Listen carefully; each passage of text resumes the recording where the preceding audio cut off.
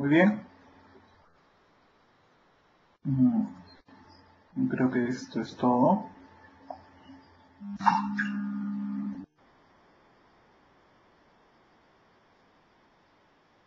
Bien, bien, bien, bien.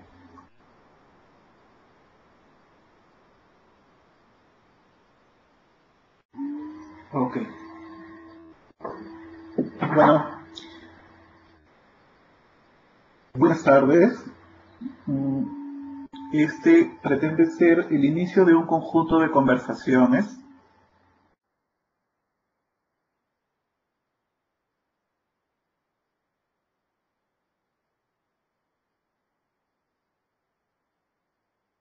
relacionadas, en mi caso, con mi experiencia profesional. Esta primera conversación, pretende ser una introducción para un conjunto de conversaciones posteriores que posiblemente se darán lugar en las próximas semanas. Quise iniciar esta conversación con ese tema llamado sistemas bancarios, como les comentaba, como una introducción al respecto.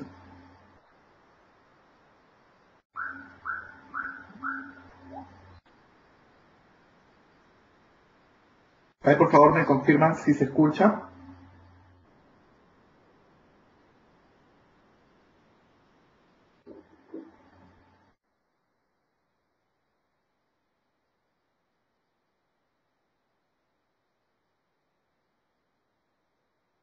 Sí, ok, perfecto. Sí, es un problema, esto no.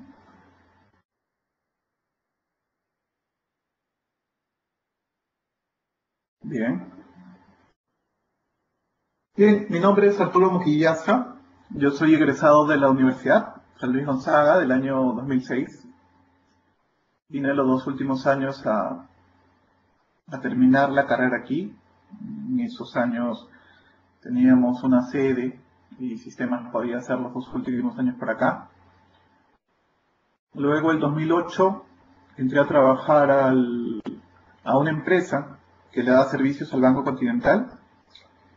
En 2010 me contrataron en el banco y desde esos años me vengo desempeñando en el área de medios de pago. En general, medios de pago que comprende a tarjetas, al área de tarjetas y al área de cajeros. Uy. Este en realidad es un título, como decirlo de alguna manera, eh, largo a propósito, dado que vamos a tratar de, en los siguientes minutos, desmenuzar si es que este título es apropiado para esta pequeña presentación. Sistemas bancarios, software del pasado.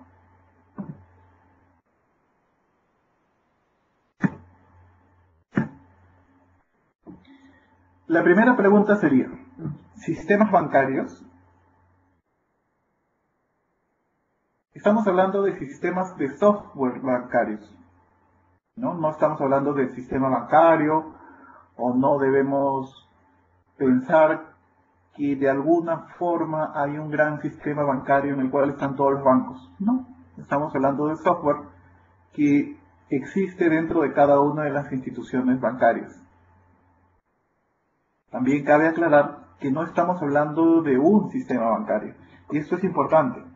A medida que vayamos avanzando en estos minutos, vamos a poder ver ese tipo de cosas. No hay un sistema bancario en ningún banco.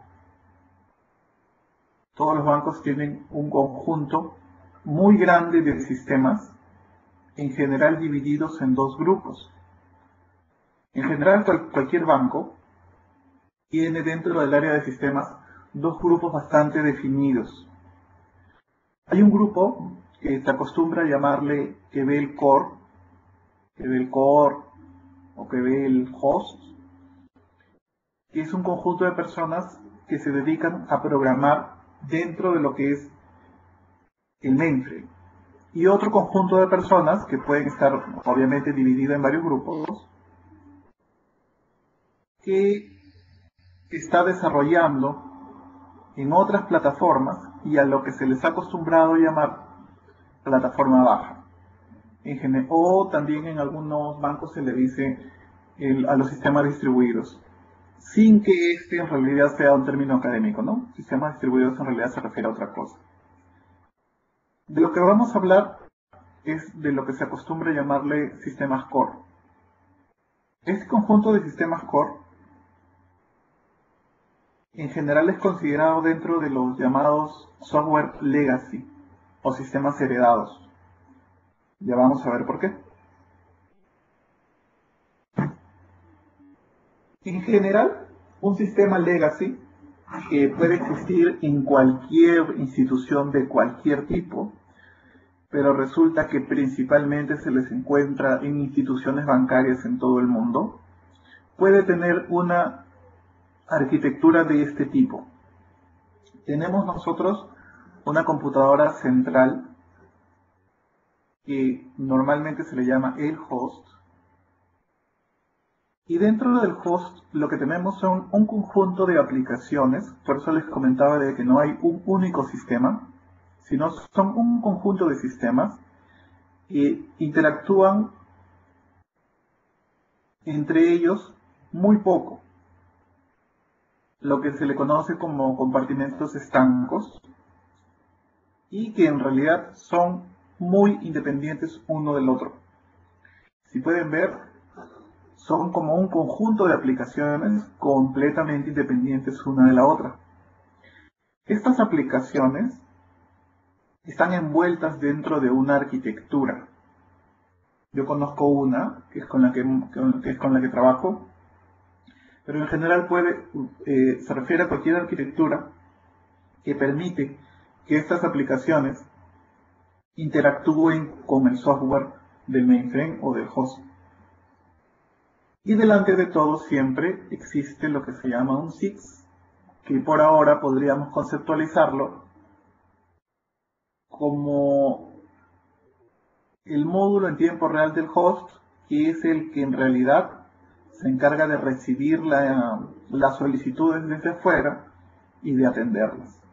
Entonces, si nosotros vemos a un banco en general como un todo, lo que podemos ver aquí es un host, y podemos ver aquí, por ejemplo, la red de ATM. ATM se le dice a los cajeros automáticos. Por ejemplo, tenemos a muchos usuarios de banca por internet, muchos usuarios en redes de oficinas, es decir, a los cajeros, a las personas que están en plataforma, etc. Cada uno interactuando, enviando solicitudes de atención y todas estas solicitudes de atención llegando al host. Por ejemplo, si uno desde un cajero ingresa su tarjeta y hay que verificar algo dentro de esa tarjeta, entonces desde el cajero se enviará un mensaje. Aquí en esta nube estoy conceptualizando muchos puntos intermedios, pero en general lo que quiero mostrar es que esa tarjeta, a fin y al cabo, se va a validar en este sistema. Y desde aquí se va a responder.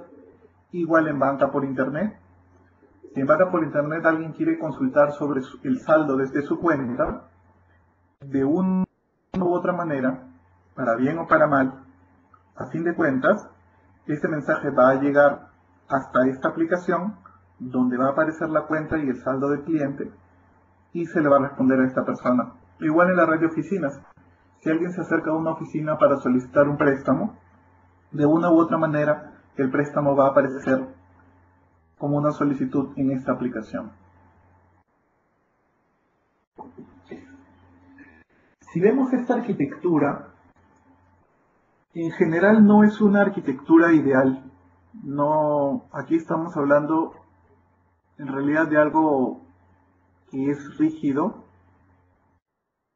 tanto en sus mensajes de ida como de vuelta, pero vayamos sopesando lo que tenemos. Vayamos sopesando que dentro del host, esta como línea azul, nos permite de alguna u otra forma tener protegidas en un punto central no solo la información, no solo los datos que conllevan estos sistemas, sino también los programas, toda la lógica, toda la funcionalidad contenida en un único punto centralizado. Continuemos con el título.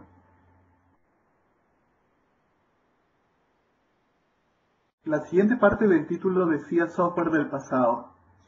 Para que sea software del pasado, deberíamos estar hablando de tecnología obsoleta.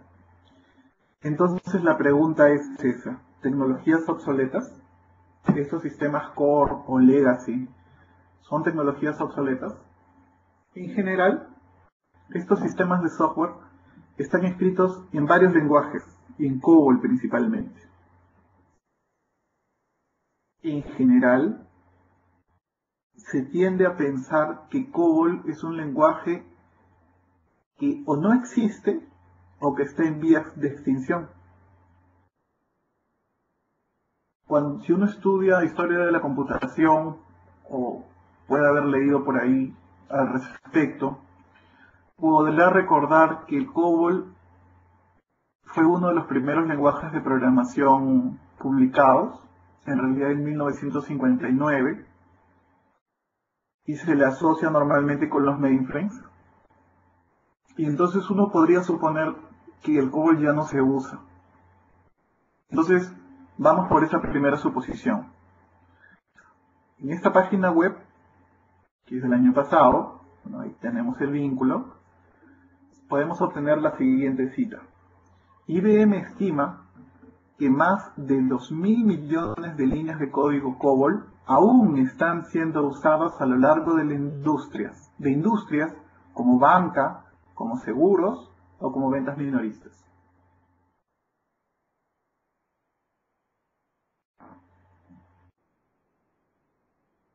Es un conjunto bastante grande, bastante amplio de sistemas de software, los que en este momento se están ejecutando sobre una base de COBOL. Cualquier operación bancaria de cualquier banco, no solo del Perú, finalmente es servido por una rutina COBOL. Y el desarrollo en COBOL continúa. No solo se mantiene en COBOL, sino que las funcionalidades core de los bancos, cada vez que se requiere un nuevo servicio o una nueva funcionalidad, se desarrolla en COBOL, sin ningún problema. No hay restricciones del tipo que ya no se debe utilizar COBOL sino otro lenguaje, sino lo que corresponde se desarrolla allí. Podemos también nosotros tener una segunda suposición.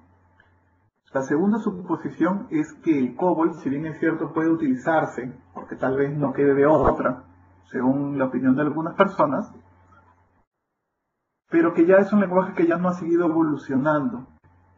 Se ha quedado en programación estructurada y que ya no hay mucho por ver por allí.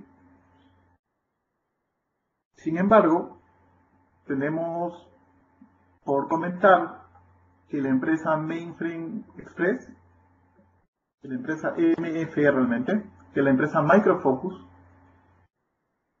en convenio con un conjunto de empresas que son las principales desarrolladoras y soporte de COBOL, en septiembre del 2002 publicaron una actualización de COBOL orientada a objetos y cuya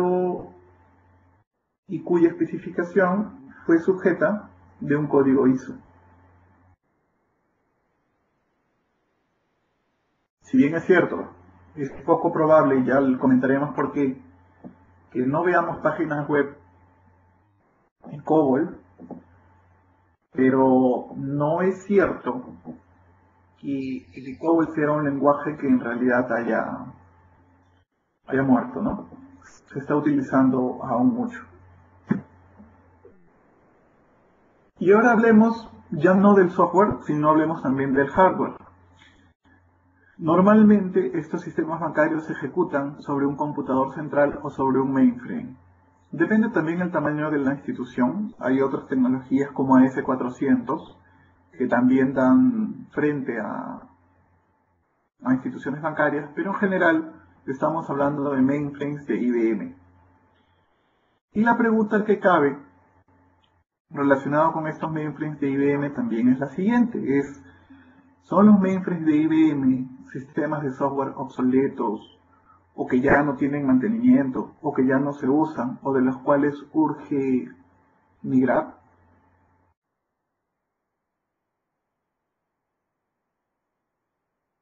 Debemos recordar, o si podemos recordar a través del mismo ejemplo que di hace unos minutos, que es de sistemas, o perdón, de historia de la computación, que el mainframe era la primera aproximación a esa computadora central gigantesca en la cual estaban todos los sistemas de software y que con el paso del tiempo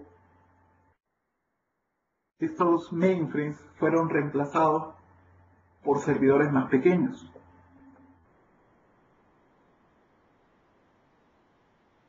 Pero debemos recordar en general cuáles fueron las motivaciones para que los mainframes sean, entre comillas, reemplazados por los servidores más pequeños. Y es que era por un tema, en general, de que las empresas más pequeñas no tenían forma de costearse servidores de esta magnitud. Entonces, viene a colación un término que voy a utilizar varias veces en esta conversación, que es la especialización. No es el caso que los servidores más pequeños hayan venido a reemplazar a los mainframes. El caso es que las empresas más pequeñas necesitaban servidores especialmente más pequeños. Y las empresas más grandes siguieron necesitando servidores grandes. Entonces, en realidad, los mainframes no han desaparecido. Una página, que es la que le da soporte, que es la página de soporte de IBM con relación a esta tecnología, que es la que les muestro, que uno podría, que bueno, la captura la he tomado hace unos días, uno podría pensar que esta página, digamos, es como una página como la del Windows XP, en la que van a aparecer mensajes que indican de que ya no hay soporte y que se deben migrar a otro tipo de tecnologías. Pero no es así. Esta página tiene amplio y gran contenido que se sigue publicando y que se sigue actualizando, dado que el software, que el sistema operativo ZOS, que es el sistema operativo actual de los mainframes de IBM, sigue teniendo actualizaciones. Y las herramientas para mainframe se siguen haciendo versiones para cada herramienta de clase mundial que aparezca.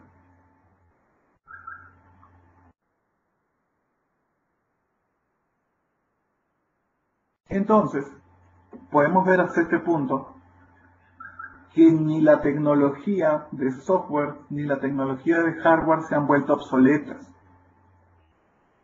Solo que, considero yo, es la especialización de lo que se hace, lo que ha venido a hacer que se prefiera una u otra tecnología. Por ejemplo, las tecnologías web implican sistemas de software que mainframe o que IBM no puede, o que COBOL, perdón, no pueden enfrentar. Y por lo tanto aparecen tecnologías especializadas como .NET o como Java, bajo sus diferentes frameworks, que pueden hacer frente a tecnologías de esa índole.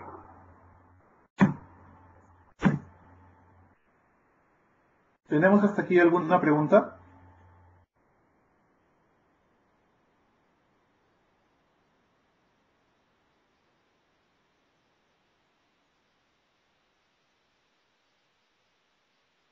Bien, voy a continuar.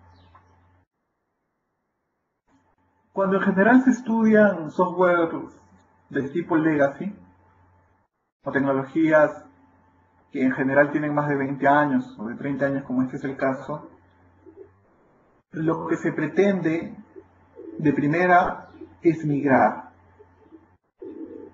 cuando en general uno ha visto tecnologías que en realidad son un conjunto de lo que es realmente el mercado, uno piensa que lo ideal es migrar. Entonces, yo creo que es válida la pregunta si migrar o no migrar. Y para migrar este tipo de sistemas, en realidad nosotros tenemos tres posibilidades, una de las cuales es no migrar. Pero si nosotros optamos por migrar uno de estos sistemas bajo la necesidad que se haya presentado de migración, en realidad nosotros tenemos dos posibilidades, aparte de la de no migrar. Ir a un esquema tipo SOA, es decir, la arquitectura orientada a servicios, o reemplazar el sistema de compartimento estanco por un sistema monolítico, de un tipo ERP. Al hablar de SOA, estamos hablando que los sistemas que les había mostrado en las diapositivas anteriores, que se encontraban estancos dentro de un único punto, puedan ser publicados para que puedan ser consumidos de una manera más estándar, independientemente de la tecnología en la que se encuentren. Esa es una aproximación. Otra aproximación es reemplazarlo completamente por otro sistema, como algún moderno ERP, o por otro sistema. Y la tercera, como les comenté, sería no migrar. En cualquier caso, la estrategia de migración es bastante arriesgada. Es una apuesta muy arriesgada, básicamente por los 4 puntos que están en la presentación actual. Por ejemplo, la especificación. La especificación de uno de estos sistemas de software no es completa. Una transacción o unas rutinas que se especificaron hace 15 años y que se siguen manteniendo y que han seguido evolucionando, es altamente probable que no estén completamente especificadas. Y si se inicia el proceso de especificación de estas rutinas, es bastante probable también que el resultado no sea funcionalmente idéntico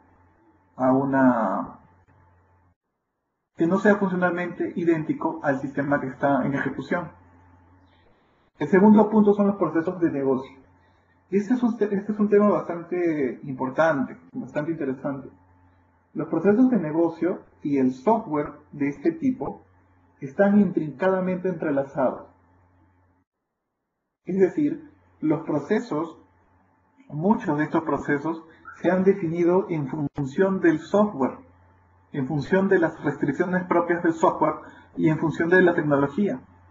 Entonces, cambiar este tipo de cosas va a conllevar necesariamente a cambiar procesos, lo que puede ser complejo.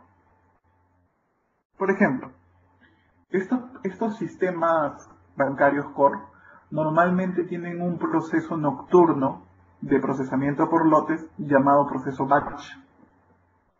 Y este proceso batch toma varias horas. Y al final de ese proceso batch, lo que se tiene es un conjunto grande de reportes que son publicados en una herramienta de reportería propia del mainframe. Entonces, la mayoría de oficinas, la mayoría de áreas del banco, espera que a partir de las 9 de la mañana se encuentren los reportes que ellos requieren para comenzar a trabajar. Si nosotros migramos a alguno de estos sistemas y lo sacamos, digamos, a un sistema web en el cual los reportes estén en línea, es decir, ya no existan reportes, sino hayan consultas de otro tipo, que en realidad podría ser algo muy bueno. Pero es verdad también de que eso va a implicar un cambio en la forma de trabajar, un cambio en el proceso en sí.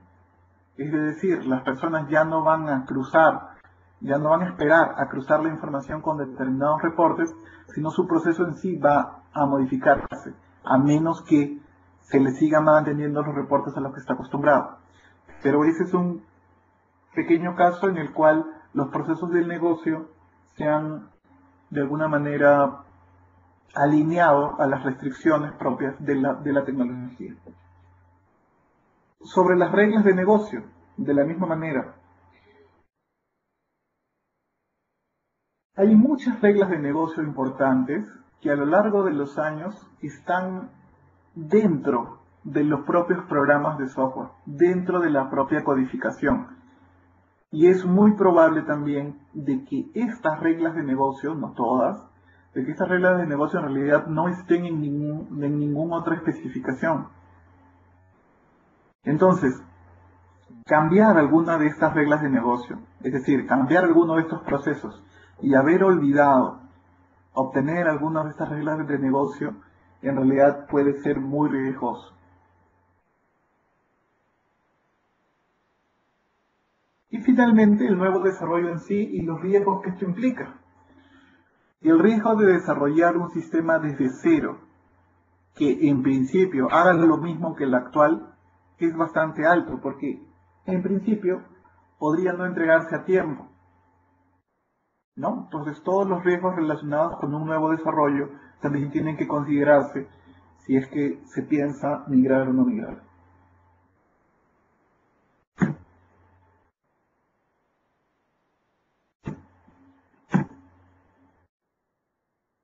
Aquí tenemos, por ejemplo, algunas cosas que pueden llamarse, o de lo que podría llamarse que son las nuevas tecnologías, las nuevas tendencias, ¿no? Los data warehousing, los data mart, la inteligencia de negocios, etcétera.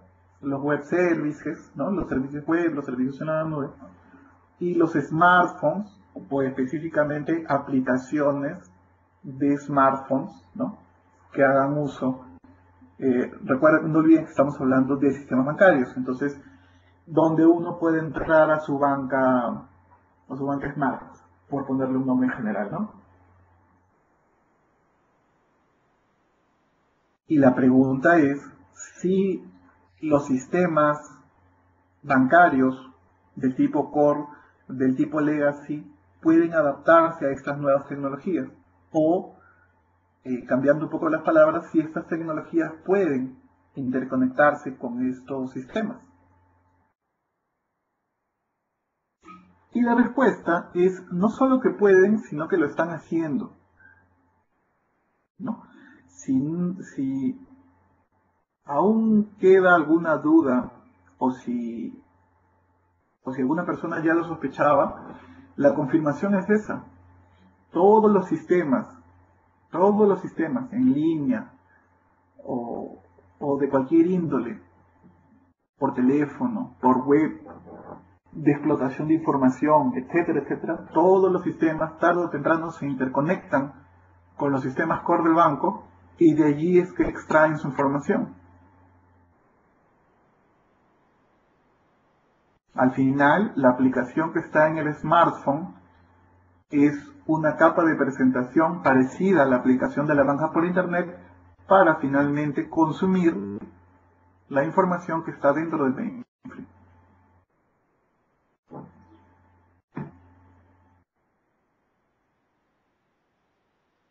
¿Tenemos alguna pregunta hasta el momento?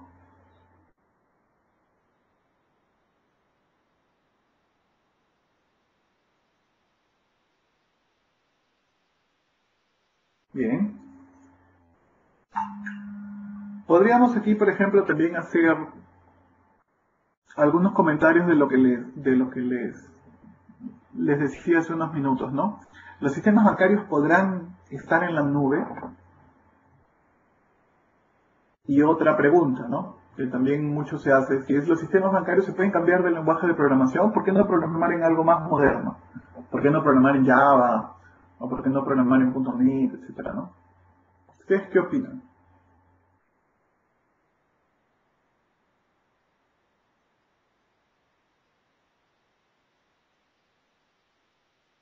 Para la primera pregunta,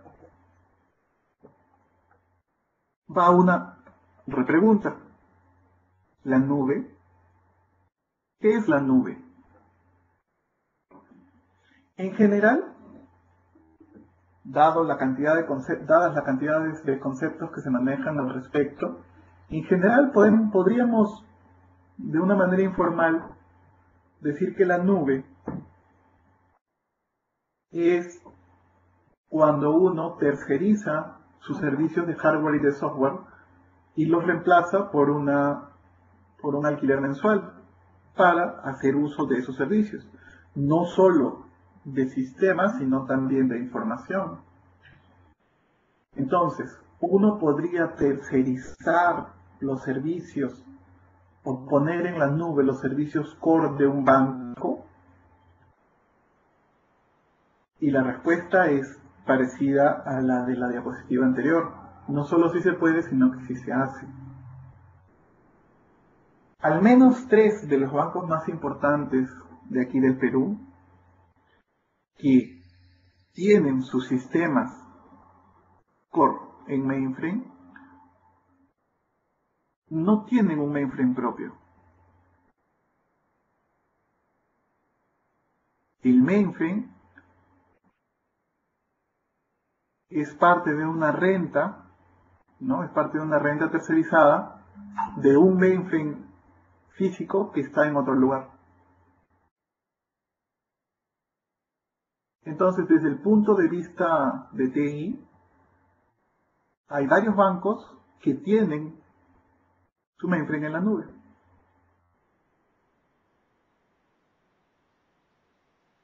Y la siguiente pregunta. A ver, un momento. Los bancos no lo ven inseguro. Ese es uno de los problemas en realidad de los que ya vamos a comentar también. En realidad, estamos hablando más de una estrategia de negocios. Por ejemplo, si un banco pertenece a un grupo, tenemos en Latinoamérica, por decir, 8 bancos en cada país con un grupo, de un mismo grupo. Hablemos del mío, por ejemplo. Hablemos del lugar donde yo trabajo. El BBVA Continental es un conjunto de bancos que está en Latinoamérica. Cada banco no tiene un mainframe propio. Todos los sistemas están en un único mainframe, en un único, en realidad, centro de procesamiento de datos que está en México. Y todos los bancos no son de un mismo dueño. Todos los bancos no son de una misma persona. No son de una especie de franquicia, pero cada banco es independiente. Todos los sistemas están centralizadamente asegurados en México, y lo que se hace es, México cobra por cada banco del grupo un servicio. Y para nosotros es en general transparente, ¿no? Cada cajero, cuando envía sus transacciones, al final las transacciones son respondidas en México.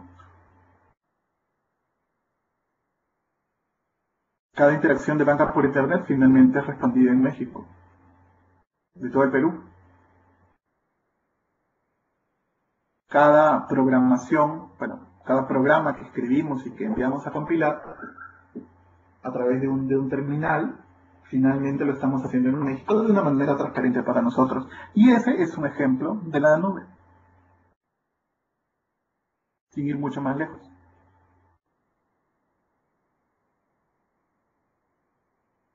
Bien, y ahora hablemos de los lenguajes de programación. ¿Los sistemas bancarios podrán cambiar de lenguaje de programación? Y la respuesta directa es, ¿por qué tendrían que hacerlo? ¿Por qué tendrían que cambiar de lenguaje de programación? Quiero terminar una discusión antes de que se inicie, y es que yo no estoy diciendo que un lenguaje de programación sea mejor que otro. Yo no tengo no estoy diciendo que COBOL sea mejor que otros lenguajes y que por lo tanto nadie deba cambiarlo. Tampoco estoy diciendo lo contrario, tampoco estoy diciendo que COBOL es un lenguaje obsoleto y que hay que cambiarlo rápidamente. Lo que ya he comentado antes es que cada lenguaje, por más de propósito general que se le llame, tiene en realidad un propósito, tiene un rango de acción. Y hay que ver cuál es el mejor lenguaje dentro de su rango de acción. Y COBOL ha demostrado ser un lenguaje especializado para sistemas bancarios, tanto en línea como en batch, como en procesamiento por lotes, que es muy bueno. Tal vez el mejor.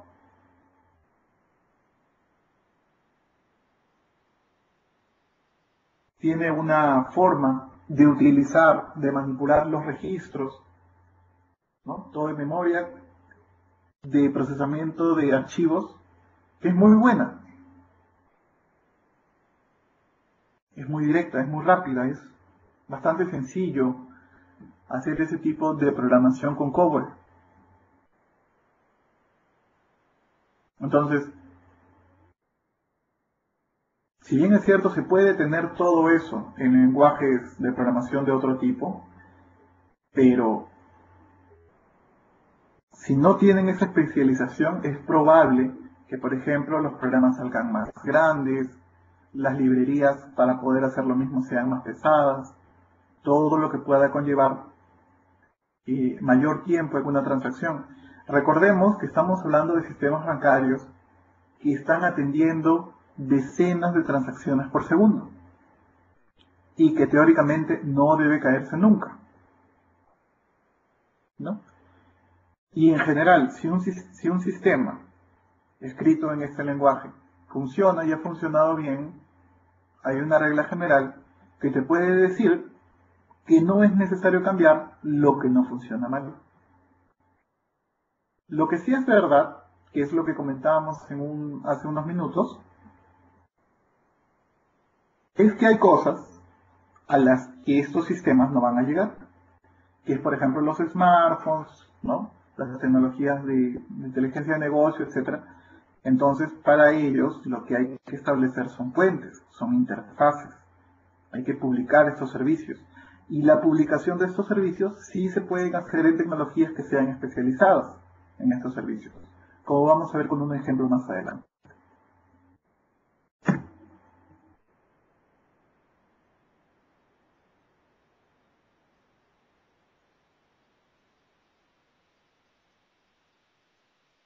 Y ahora hablemos de los nuevos retos, siempre utilizando, como desde el principio de la exposición, el título de esta charla como un índice. ¿Cuáles son los nuevos retos?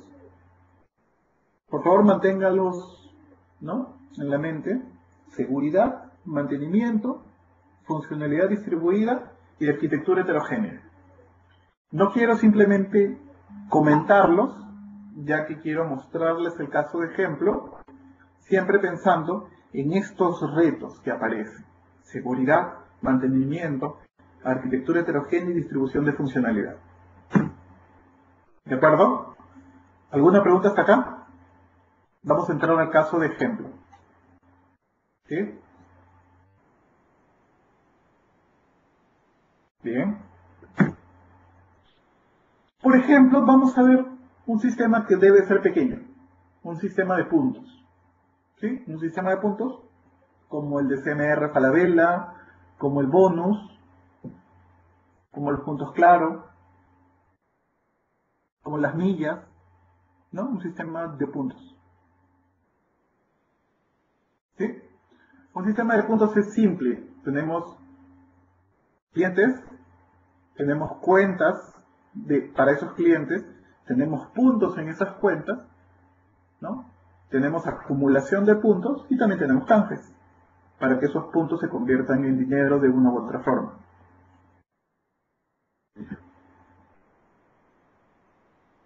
El sistema anterior de puntos más o menos tenía esta forma. Teníamos al banco, teníamos a un banco, o sea, digamos los límites del banco, y teníamos una red propietaria de POS. Les comento como para ponerlos en contexto. En el Perú, los bancos no son propietarios de los POS que ven en las tiendas. Los POS que ven en las tiendas que dicen Visa, Mastercard, en realidad pertenecen a dos empresas procesadoras que se llaman VisaNet y Procesos MC. Y estas empresas se conectan con los bancos, ¿no?, para interactuar con ellos. Los bancos no tienen o sea, han optado por no ser propietarias de estos aparatos. Entonces, tenemos una red de POS y tenemos a personas que pueden entrar por una web de puntos o por los POS mismos a hacer canjes, ¿no? Cuando esta red de POS detecta que quieren hacer un canje, entonces entraba a la red del banco, entraba al host, al mainframe, ejecutaba una transacción y obtenía los puntos. Las personas dentro del banco, las diferentes áreas dentro del banco, también hacían uso de transacciones de este tipo para poder obtener información de los puntos de un cliente. Y toda la información estaba en un solo lugar centralizado, que es en el host. Entonces, si por ejemplo yo, Arturo Moquillaza, tengo una cuenta de puntos por 10.000 puntos, entonces conceptualmente yo podía pensar que en algún lugar del host, en algún lugar del mainframe, hay una tabla donde están mis puntos, donde está Arturo Moquillaza, propietario de una cuenta, propietario de 10.000 puntos, dentro del host. Y también que hay programas en COBOL que van a servir toda la funcionalidad relacionada con los puntos. Es decir, que para los canjes de puntos va a haber una transacción en el mismo mainframe donde va a estar toda la lógica para el canje de puntos, para el mantenimiento de puntos, para la depuración de puntos, para la acumulación de puntos.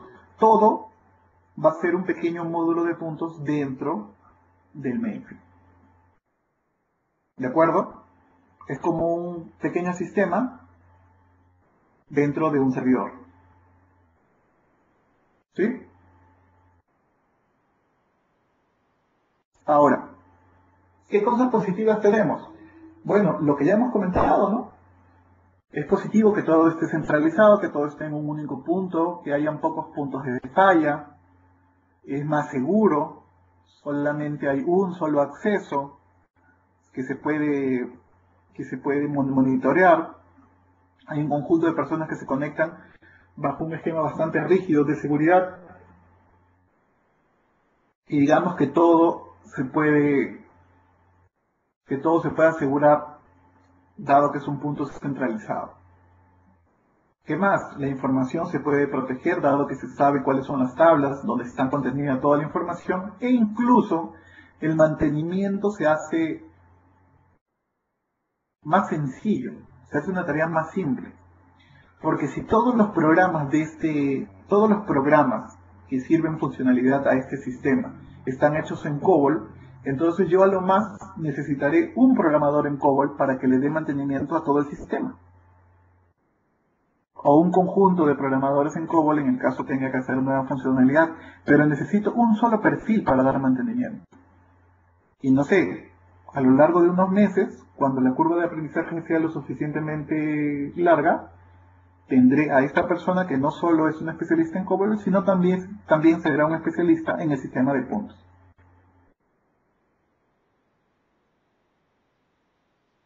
La arquitectura también es estándar, dado que estamos hablando de una arquitectura, ¿no? Como en la primera diapositiva, estándar para las demás aplicaciones. Ya, digamos que eso es todo lo bueno. Pero ¿qué es lo malo? Porque si no hubiera nada de malo, no se pudiera uno tampoco, o sea, no habría necesidad de migrar a ningún otro esquema. ¿Qué es lo malo? Lo malo es que, por ejemplo, esta comunicación de aquí es bastante ad hoc, ¿no? No es una cosa estándar. Si uno, por ejemplo, quisiera cambiar de red, ya no quisiera trabajar con esta red, sino con otra, tendría que volver a hacer toda esta pieza de software desde cero, ¿no? Estas personas tienen acceso a una información bastante limitada y, por ejemplo, no podrían, o sea, hay información que no se puede publicar de otra manera. Y las nuevas solicitudes no son tan flexibles, dado que toda la información está contenida acá y acá adentro no hay instalados software como de explotación de datos, como Datamart, etc. Entonces, este tipo de cosas fueron las que implicaron que se opte por migrar a un sistema más moderno. Entonces, de este esquema pasamos a este esquema.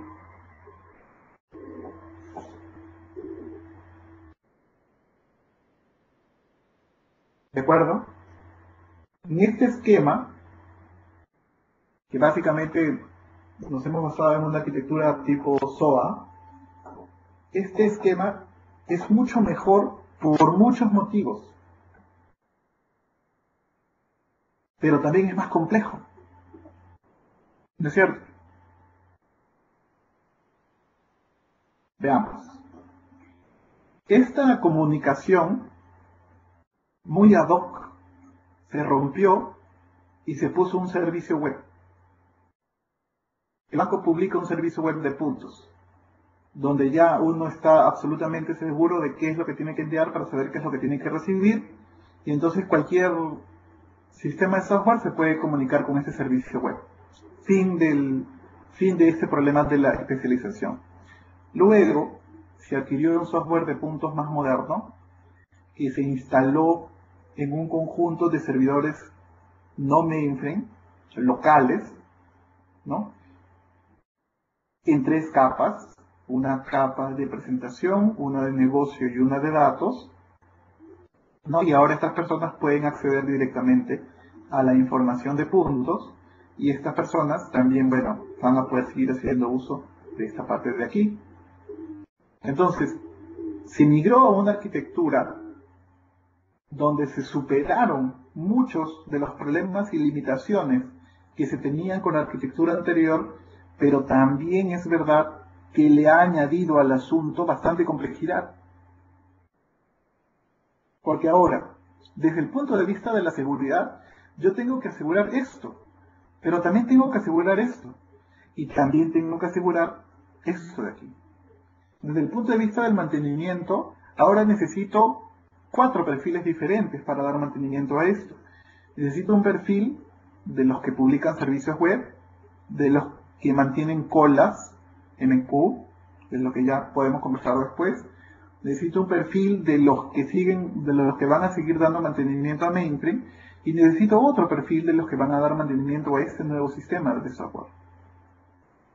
La misma visión del software también hace más complejo el asunto. Esta arquitectura, dado que se ha vuelto heterogénea, como les comentaba, también me va a dar problemas de visibilidad, ¿no? Ahora mi curva va a ser un poco más compleja, dado que voy a tener que entender en un principio cuál es el flujo transaccional, ¿no? Para cualquier cosa, para los mantenimientos o inclusive para ver las posibles fallas. Este dibujo es mío, yo lo he hecho, y es uno de los dibujos que más he tenido que presentar, dado que cada vez que alguien que quiera hacer alguna consulta de cualquier índole sobre puntos, es el gráfico que les tengo que mostrar, ¿no? El mantenimiento se ha hecho más complejo, la arquitectura se ha vuelto heterogénea, y también la funcionalidad se ha distribuido. ¿Qué quiere decir esto? Antes, toda la funcionalidad, como les comentaba, estaba en estas transacciones de COBOL. Pero ahora yo tengo funcionalidad, bueno, aquí no, esto que es una presentación. Esto también es presentación, esto es, no, es el servicio publicado. Pero ahora yo tengo funcionalidad aquí y tengo funcionalidad aquí. Y si hay una regla de negocio que no migré, que se quedó acá, la puedo perder. Y lo contrario, que pueden haber reglas de negocio acá que no habían aquí. Y que hay otros procesos que tengan que modificarse. Y que cuando yo tenga que hacer una restricción nueva o una funcionalidad nueva, en vez de directamente, o sea, de saber dónde es que tengo que implementarla, primero tengo que hacer una evaluación. No solo de dónde está, sino de dónde es el mejor lugar donde deba estar. ¿De acuerdo? Entonces, si regresamos a la diapositiva de nuevos retos, entonces esto como que ya tiene sentido, ¿no? Aparecen nuevos retos, no solo por un tema de migración del core, sino por un tema de interacción de estos sistemas core, de estos sistemas legacy, con las nuevas tecnologías. Aparecen retos en seguridad, en mantenimiento, en arquitecturas heterogéneas y en la distribución de funcionalidad. ¿Alguna pregunta?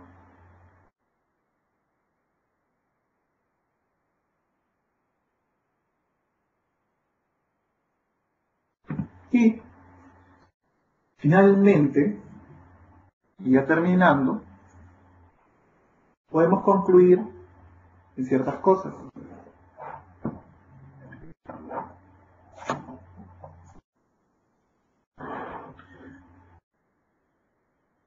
Lo que dice acá es un poco provocador, ¿no? Los sistemas bancarios se quedarán con nosotros, los sistemas core se quedarán con nosotros por más tiempo de lo que la comunidad universitaria, científica y empresarial le espera. El COBOL apareció en 1959 y hay muchas generaciones de personas que habían predestinado que el COBOL desaparecería, pero no desaparece. Pero en realidad una conclusión más importante es que los retos que se plantean para este tipo de sistemas de software son los mismos retos a los que se enfrenta cualquier sistema de software moderno de un tamaño relativamente grande. Una cosa que también les quiero comentar es que hace unos minutos han visto el caso de ejemplo en el cual cambiamos un sistema de puntos dentro del mainframe por otro sistema de puntos en una arquitectura no mainframe. Pero lo que no les he dicho es que este sistema de puntos de la arquitectura no mainframe también estaba hecho en COBOL.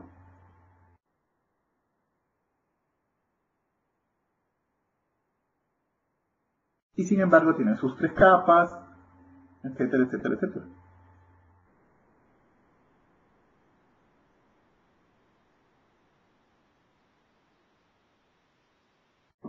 Bien, entonces hasta aquí básicamente era lo que de una forma introductoria quería compartir con ustedes, ¿no?